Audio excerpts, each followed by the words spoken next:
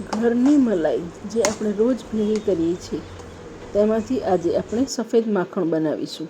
તો એક દિવસ બહાર રાખી અને એ મલાઈને પહેલાં ફેંટી લેવાની છે.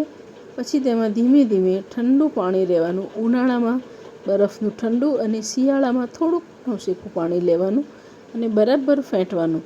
ધીમે ધીમે ફેંટ્યા પછી આપણને એ છાશમાંથી જેમ માખણ અલગ પડે છે તે રીતે અલગ પડશે.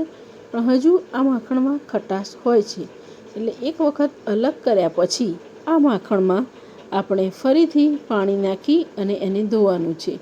તમે કાણાવાળા ઝારા ઉપર આ રીતે અલગ કરી અને એ માખણને બીજી તપેલીમાં કાઢી લેવાનું છે.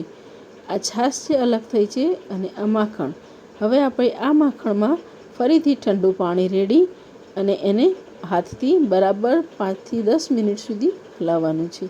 અને જે કંઈ બી ખટાશ આ માખણમાં હોય એ બધી જ નીકળી જાય છે.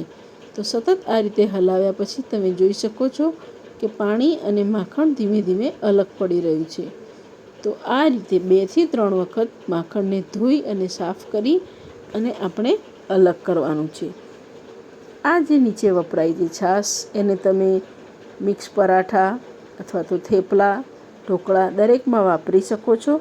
તો એ પણ પૌષ્ટિક તો છે જ, પણ આ માખણ જે ઘી નથી બનાવવું એ દિવસે આ માખણ રાખ્યું હોય અને ઉનાળામાં બ્રેડ બટર રાત્રે ચાલે, બાળકોને સવારે તમે ભાખરીમાં આપો તો એમના માટે પણ પૌષ્ટિક છે. તો તૈયાર છે હોમમેડ સફેદ માખણ. એ ખૂબ જ પૌષ્ટિક છે અને એમાંથી કોઈ બેડ ફેટ હોતું નથી. ત્યારે આવી રીતે તમે બનાવી અને રાખી શકો છો ડબ્બામાં. અઠવાડિયાથી 10 દિવસ રોજ સવારે નાસ્તામાં વાપરો.